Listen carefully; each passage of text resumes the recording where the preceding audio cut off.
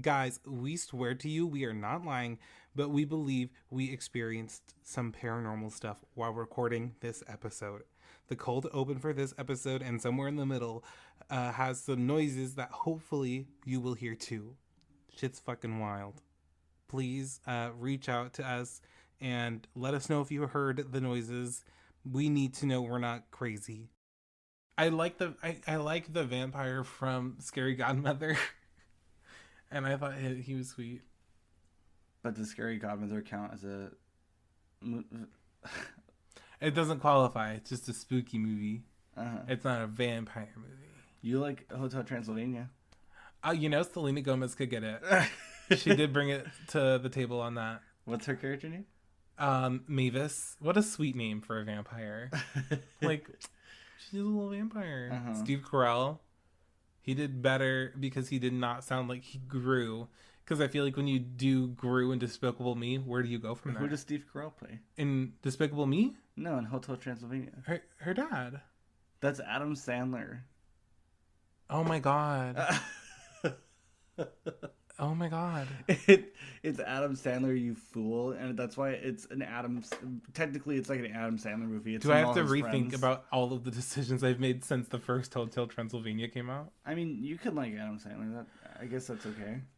I don't hate him, but it's hard to like the movies.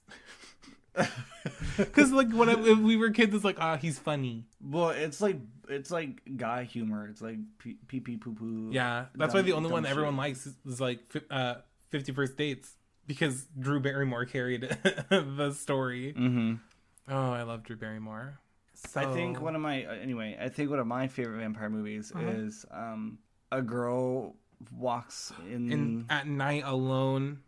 That one. A girl walks into a bar. Look it up. Oh. Who's that? Oh, is it Rudolph here? No, we're good. You're good. So that's the instance where I swear to you, I heard somebody knock on the fucking door, and we open the door and go check, and nobody's in the house, and then we go check the front door, and there's nobody fucking there. And then we went back to recording after like 20 minutes of me freaking out. Hello? Okay. It's called A Girl Walks Home Alone at Night. That one I do love. Have you ever watched it before? No, but we were going to try to this year. Because it's all black and white, right? Yeah, and it's... Pakistani? Mm-hmm. Were you putting weight on the chair before you sat on it? No. Claudio, stop. Claudio, stop. I'm not playing around with you. I heard something. You're going insane. Hi guys, we're the Hi Guys, and we are being actively haunted during this recording. If you don't hear from us, and this is like our Blair Witch video, then fuck guys, this fucking sucks. Don't ever be like, that'd be cool to be in, because what the heck, that'd be mean. Claudio, that's me, and Chris, and me are on the road to the Emmys. To where? On the road to the Emmys. Hi, my name is Chris. And I'm Claudio. And we are the Hi Guys. Blah, blah, blah. In today's episode, we're talking about What We Do in the Shadows, an FX original which has 10 well-deserved Emmy nominations. But before we sink our teeth in, we want to welcome you to our show. Welcome. If you've never listened to us before, welcome to our show where we analyze and talk about different forms of entertainment. This time around, we are focusing solely on shows that are nominated for the 2020 Emmys. We don't have enough time to cover every single show nominated in every single category, so we are going to pick a few of our favorites that we believe are truly unique. The shows that stand out amongst the crowd. We're going to be doing this season until the week after the Emmys airs. So we're going to do our best to avoid spoilers on the shows and just give you a list of some major themes that are prevalent and why we like it and why you should watch it. We hope you come with us on this road to the Emmys and get inspired to watch the best of the best. Now let's dig into this. What We Do in the Shadows is an FX original series based on the film of the same name, but with a completely different cast of characters, but still in the same universe. What We Do in the Shadowverse, if you will. The show is created by Jermaine Clement. He and Taika Waititi directed and wrote the film and act as executive producers for the show. The television series is filmed like a mockumentary with a camera crew following around some vampires living in Staten Island. Think The Office, but with vampires. The vampires we follow in the series all live together in one old Victorian home in Staten Island. To kick off the group, we have Laszlo and Nadia, who are a married vampire couple. And then we have Nandor the Relentless, who is sort of the leadership role of the group. He's very pompous, but he's very stupid. And then Guillermo de la Cruz is Nandor's familiar, someone who works for a vampire, with the usual intent on becoming a vampire themselves. He is so sweet and has a heart of gold and plays a very interesting part in the second season. Last but not least, we have Colin Robinson, who is an energy vampire. The other vampires, Laszlo, Nadia, and Nandor, are all textbook vampires. So they can't go out during the day, they sleep in coffins, they turn into bats. But Colin Robinson is not that. He's basically a human, but feeds off of people's energy. Whether that be boring the life out of them, creating awkward moments with them, or just being fucking annoying. Visually, someone in the show described him as that Dilbert-looking guy. Which is the most truest statement ever. It's like, if beige could be a person, that's Colin Robinson. And this might be one of the best casts I've seen in a comedy series. Parks and Rec will always be number one, but this is like a good, solid number 4 for me. So now we're going to get into the 3 main things that we took away from this show. Mm-hmm. The first one is the writing for the show is fucking hilarious. Yeah. The fact that it's like they put these old-timey vampires in a modern world, and what you're seeing is like the two sides of them constantly competing, because the old vampires do not want to adhere to society like at all. Uh-huh.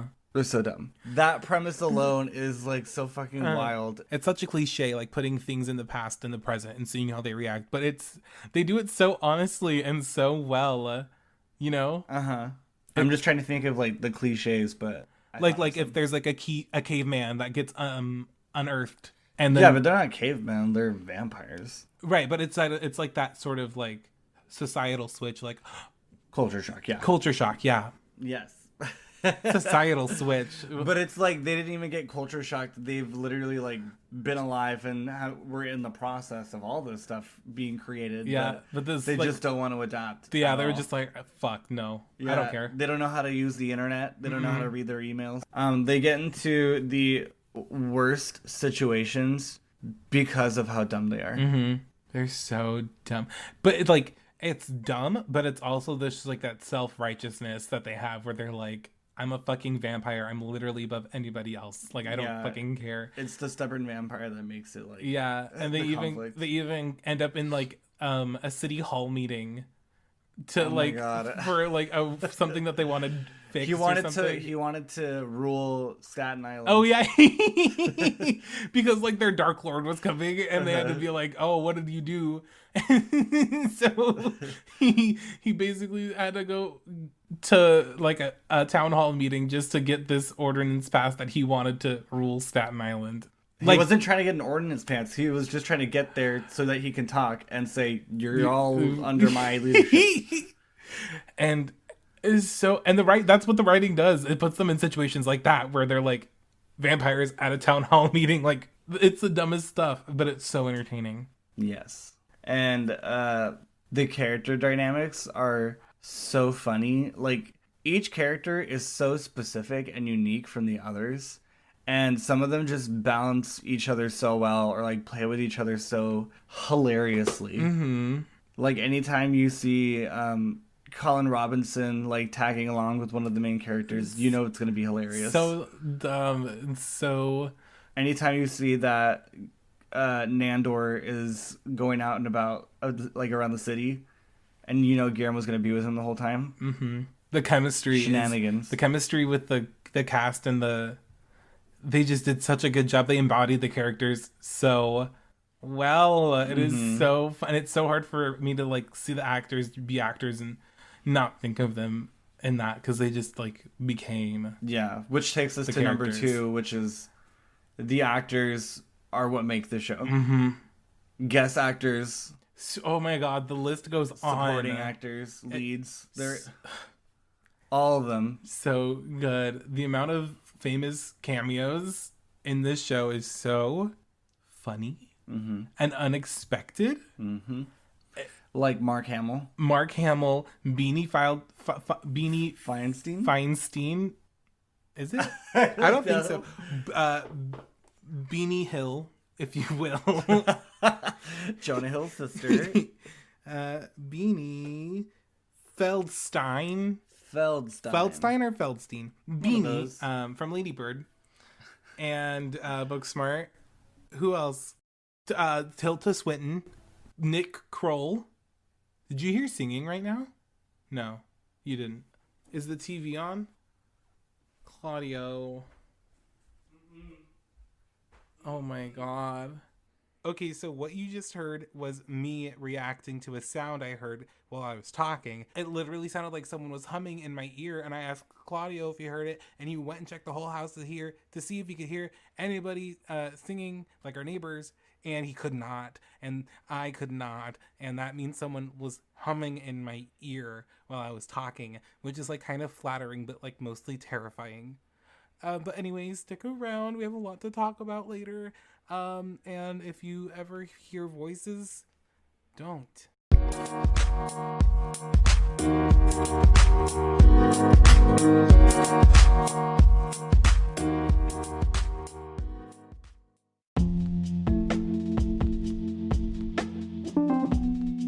Hi guys, do you enjoy listening to us be stoned out of our mind? Well, don't forget that you can listen to us on Anchor, Apple Podcasts, Spotify, Pocket Cast, Breaker, and Radio Public. We're also on social media. You can follow us at Guys That Are High on Twitter and Instagram, and at The High Guys on Facebook and YouTube. Let us know what you think about our conversations, or even suggest what we talk about next. Now, take a hit and keep listening.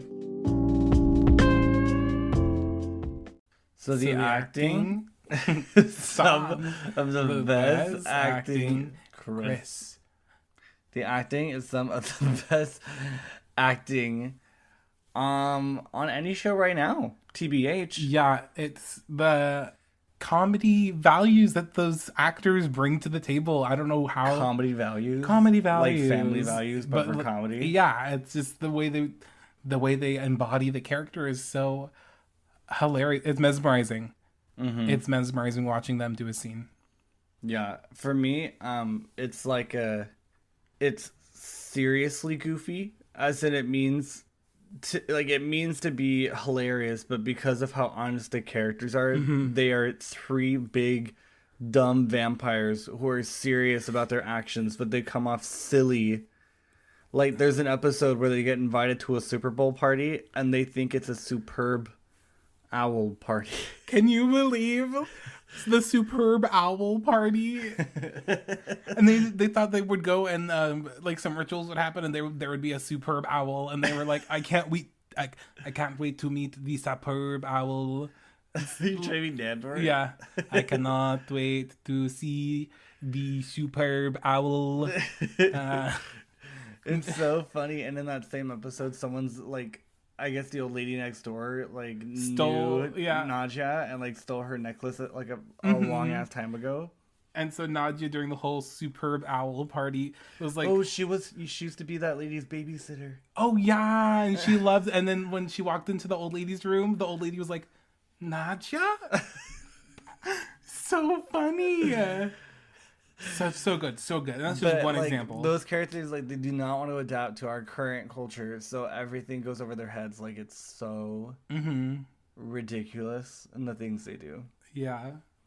And some of the other best acting is like the way they all play off of each other is so good Yeah. because all these actors like really made it their own roles, and they also improv some lines. Yeah, they knew, and that's how well they understood the characters, is because even we watched some of the editors talk about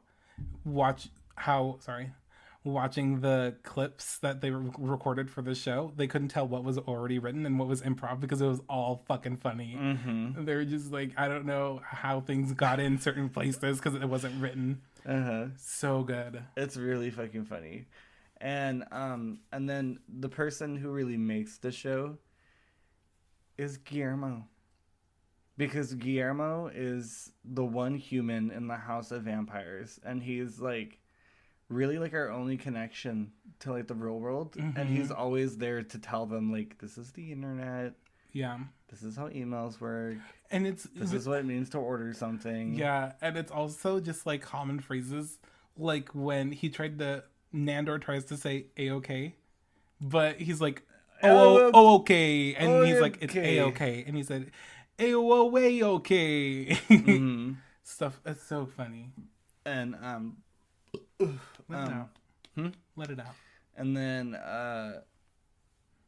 I don't know, like Guillermo is just like the character that stands out the most, and it almost feels like this show is also like about him, even if he isn't always the main character in every episode. Mm-hmm. But like his character development is like the through line of the show. Yeah, like he's so important to the show. Mm-hmm. And that's leads to like the third thing, which is the character development, because it is so good. Mm-hmm.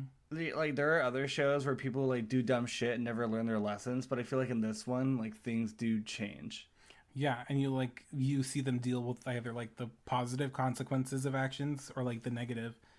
You see them contemplate like the positive aspects of the consequences, mm-hmm. or the negative aspects of their consequences, and you see them live in it.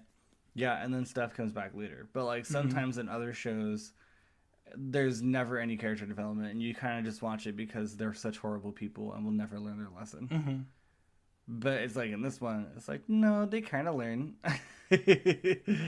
But at least there's like, they at least learn more about themselves as people, and like it's not just as a joke in one episode, it like carries on to the next one. Yeah. You know what I mean? And all the characters' relationships grow too. And one of the most fun ones to watch is Guillermo and Nandor. Yeah. I can't remember what I was going to say. Oh, it's also kind of scary because they're such great characters and you want them to like work well together. Mm-hmm. And seeing that like push and pull is so fun. And then the other relationships, like Nandor and Nagia's relationship. It's my dream. It's really my That's dream. Your dream? That's how you want it to be? Yeah. Because they won't get mad all the time, but when they get mad, they get fucking pissed, and it's for a good reason. And I just love learning about their past because it's so stupid. It's wonderful. Like knowing that she literally found him by like peeping on him through his window, and then just coming in being like, "You're cute, let's do it." Yeah. And she's so beautiful. I love her so much. She's so funny. One of the episodes that got nominated for best writing involves them, and they're in this. It's more of like a Nandor heavy episode, but one of the strongest B-line stories in any series I've ever seen is the music group, the Nadia and Laszlo music group. Even if you don't watch anything else of the show, if you just watch that one episode, it'll be so worth it. Yeah, like all these characters are so great because of the writing. Like the writing is some of the best comedic writing that I've seen like in recently. Yeah. and for doing what it's doing, like you can't compare it to things because it's so unique. Like I can't be like Parks and Rec or What We Do in the Shadows because it's like right. Okay, that's what I meant to say. It's the best writing for a mockumentary since Parks and Rec. Because I know there are other shows that try to copy that same like idea, but it's not as good. And What We Do in the Shadows is like hilarious. Yeah, it gives me the feeling I get when I watch Parks and Rec, is I'm like, these characters are I'm that one. They're so ridiculous. Yeah, but yeah, that's like everything that we love about the show: the writing, the characters, the actors, and we do wish that they were nominated for more, like, for the acting. Mm-hmm. Because, like, again, the writing is great, but, like, the actors improv so much, and the show would be nothing without them. Yeah. And they themselves are hilarious. Like, some of the best comedic actors I've seen. They're perfect. They're also just funny people. Like, when we watch interviews of them talking, they say the funniest things. Yeah, they're dumb. I can't. The actor who plays Nadja is so funny. If you've never seen it, then you should see it. It's on Hulu. It's on Hulu. It's a 30-minute show, so it's not like you're devoting a whole bunch of time. Mm-hmm. They're shorter seasons as well, Mm-hmm. so it's not a huge like time taker. And it's an FX series. Those are usually pretty great. Mm-hmm. And it's funny. Right now, more than any time, like laughs are needed. Mm-hmm. So it's a great relief, funny, stupid, This show amazing keeps the ha-ha coming. It keeps the ha-ha coming. Okay, so let's get into the nominations. So, half of them are for Creative Arts Emmys, and the other half are for actual primetime Emmys. But it's pretty obvious which ones are which. But this is just pulling from both of those, just so the listeners know. Outstanding production design for a narrative program, half hour. Outstanding single camera picture editing for a comedy series. Outstanding cinematography for a single camera series. Outstanding writing for a comedy series for the episode's collaboration, Ghosts on the Run. Outstanding sound editing for a comedy, drama, or animated series for The Return and Werewolf Feud.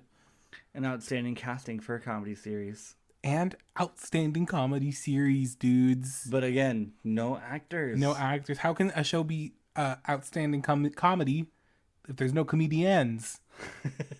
Riddle me that. Riddle me that one, you fricks. You fricks. We're coming for you. Okay, let's get into the vibe check. I always go first. How are you? What are you vibing to? What am I vibing to? Yeah, what are you vibing to? Well, I'm vibing to Dead Man's Bones. Gonna bring it back into my vernacular because spooky season is upon us. Yeah. If you guys don't know, Dead Man's Bones is a band that came out with one album in 2009 and never anything else. And it is some guy and Ryan Gosling. And it is so bizarre because they wrote like a werewolf vampire like horror musical about love. And they never like actually made it into a musical. So instead they like made it into an album, like a concept album. And there's like a children's choir and like some songs sounds really creepy, but it's like actually like really cute. And like big spooky vibes. Yeah, it's so and you get to hear good. Ryan Gosling sing in 2009. Mm-hmm. And like when people said, "Oh, he's singing in La La Land," I was like, "Yeah, he used to have a band. He played the piano in that band." And you get to hear that spooky lady in the beginning. Yeah, like My suitcase is packed, which I believe is his wife. and it's like, what's it full of? But I love Dead Man's Bones. You guys should look them up. They're available everywhere. They're just Dead Man's Bones, the album Dead Man's Bones. Mm-hmm. That's what I've been vibing to. And what are you high off of today? So same thing as you, so you could say it. Hi, my name's Chris, and I'm high right now. Mm-hmm. And we got high off a Smokies Edibles. Smokies Edibles. And it's our sour apple chew because it's just so good. We're at the bottom of it. At the bottom, which means we're going to have to get some new stuff. Mm-hmm. Mm-hmm. And I guess right now I've really been vibing to an old homie of mine, Regina Spektor. Mm-hmm. We go way back. Mm-hmm. And I've been practicing one of her songs on the piano. Mm-hmm. And I'm really excited about that. And then I've also been vibing to the meme TikTok of God talking to the angel. Oh my God. And if you know, you know. Meteor. Meteor. You're so dumb. I can't believe it. Meteor. Go look it up. Look up Meteor. I don't know what I'm talking about. But there's at least once a month of TikTok really hits me.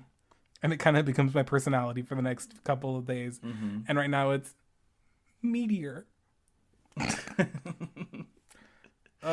It doesn't come across without like visuals. And the crying Meteor. But that's been it. Yeah, that's what we've been. It's been our past couple days. Mm-hmm.